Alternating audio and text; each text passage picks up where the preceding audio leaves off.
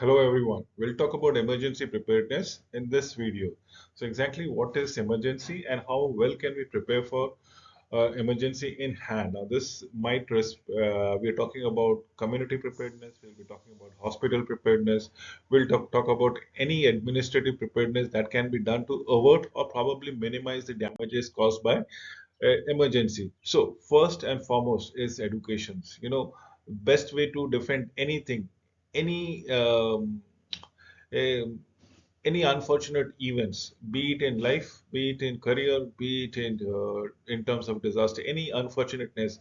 First and foremost thing is to get yourself educated as to what you can do, so that it diminishes the impact, it negative impact, if I may say so. So first and foremost is to educate yourself, perhaps your families, perhaps your neighbors, perhaps your extended family thereby.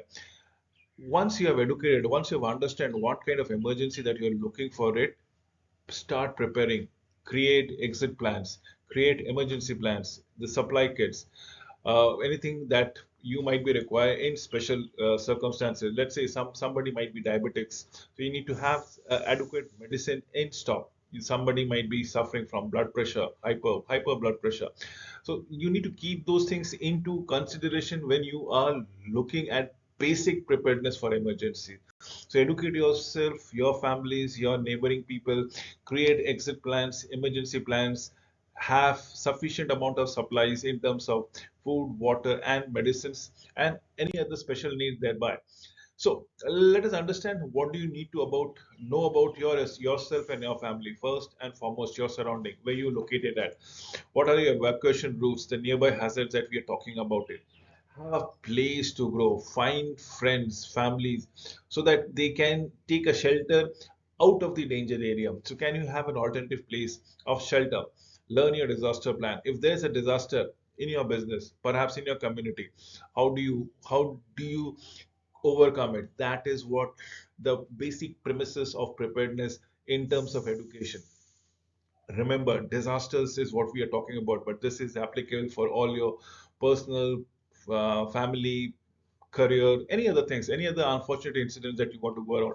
You should take all the negative implications and find up an alternative solutions as to how will you drive through those dire circumstances. So create an emergency communication plan, know your area of shelter, the different alternatives areas of habitation in case something goes wrong in your community. So inside or outside your home, identify the evacuation routes, your exit plan, that we how will you get through it. Identifying a meeting place, a place where you can meet with your near and dear ones. Include information to keep your pet safe. Yes, your animals, anybody whom you consider as your family, is to be ensured that their safety is of prime importance. Know the plan and probably communicate it. Educate yourself, educate your family, educate your all your near and dear ones. Emergency supply kits. What are we talking about? I'm first and foremost thing that I'm looking at is supply of potable water. Ensure that you have approximately 72 hours of supplies of potable water. And if you are based at a hotter location, or perhaps during the summer season, more water should be at your disposal. And I'm talking only of potable water. Yes, definitely. Non-perishable food, dry foods should be stored for at least 72 hours. Non-electrical cooking item, let's say the plastic utensils, a hand can opener. Then we have the hygiene thing that needs to be taken care of in terms of towels, toilet paper, soaps. If possible, the next things in the priorities would be your battery, your power backups. That is what we are looking into. Your communication things, the things that needs can keep you comfortable, warm. Your blankets, your pillows, your first aid kits, the pet care item, and probably the extra share sets of key. What are we looking in terms of emergency supply kits? First, make sure that you have your kits. Make sure you keep them updated. Make sure there are no expiry materials in your supplies, and check them regularly. That's the only way to keep them. Whichever is nearing expiry, you should either consume it or replace them as soon as possible. What are we looking in terms of special needs? This is what I said about your health ideas. Somebody might be suffering from blood pressure, somebody might be suffering from blood sugar. There might be various medical emergencies that goes around it. Ensure how it is to be done.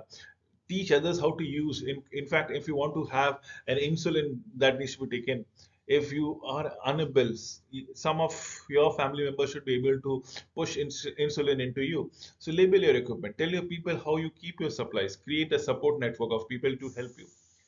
Wear medical alert tags. Keep extra medications at hand, absolutely every time, and ensure the supplies are all with not nearing the expiry dates.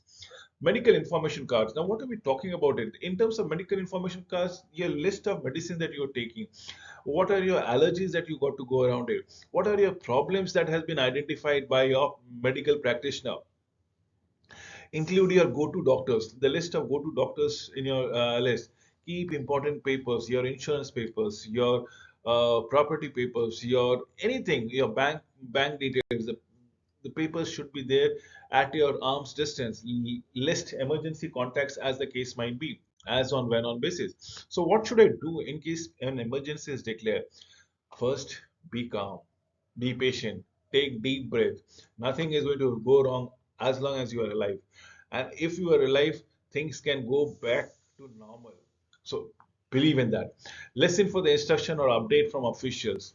The code red system. There might be orange system, the yellow system, the yellow alert, the orange alert, the red alert. And it depends from countries to country, but whatever system they have. For the American system is what I have discussed, right? For example, use 911. What is this? This is the emergency dial number. Some countries might have only 999 as an emergency number. Some countries might have a 111 as an emergency number. Some countries might have 100 as an emergency number. I do not know from which country you are accessing this video. So, depending on your country, dial those number. Do not use for general information because that number is already overloaded. Call your families, check for their well-being, check on your neighbors, get supplies ready, and continue to monitor the supplies, updates, information. Listen what is happening. Remember the official line of discussion, the official narrative should be followed to the nail. The types of disaster, excuse me, we have the natural disasters which happens, which is beyond the purview of human mankind. Biological emergencies where there's a pandemic, breakout of a pandemic, there's an epidemic, there's a contagious disease that is spreading. Chemical emergencies in cases of spillages, maybe oil spillages, any chemical emergencies leading to fire, electricity, you name it. And obviously, yes, the warfare technologies of nuclear and radiological emergencies, something that needs to be going around it. So essentially, as a community, we need to prepare for natural disasters, biological emergencies, chemical emergencies, and nuclear and radiological emergencies thereby. Talking of natural disaster, the blizzard, the flash flood, the tsunamis, the hurricanes, the tornadoes, we are talking about them.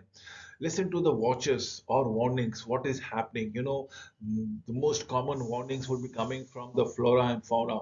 You will see animals rushing out. You will see the rats, the mouses will be moving helter skelters in anticipation of an earthquake every now and then.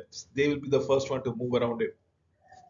So listen them, keep a watch on them, know the difference, seek shelters, get your supplies, and more often than not, listen to the experts, listen to the national media that has been communicated, listen to the government broadcast that has been made. So listen for the instruction thereby. Biological in emergencies, listen from the instructions of what is to be done. You cannot do anything, you cannot take hints from the flora and the fauna, but perhaps from the federal government, the max vaccination center that might be happening, the dispensing clinic that might be having, the shelter in peace that we are looking into it. There would be notification, there would be broadcast. You need to understand you should undergo certain biological vaccination. Seek medical attention in case there are symptoms, in case you are being exposed, in case you feel discomfort. Seek medical center. There's nothing wrong in it. Quarantine yourself, isolate yourself, use good hygiene. Chemical, radiological, and nuclear emergencies. Now, this is what is most important. This is solely man-made creation and created for detrimental mental effect. So listen to the official instruction as what will happen. Make sure your supply kit is refreshed. Close all your doors, all your windows. Keep yourself isolated. Don't let the atmospheric air come in. Stay indoors in a safe shelters. Monitor for development. These are the essential disaster that we need to keep ourselves first. These are the emergency preparedness we should be aware of and should adhere to in terms if such things happen. With this, I come to an end of this presentation. Thank you for watching this video till the end.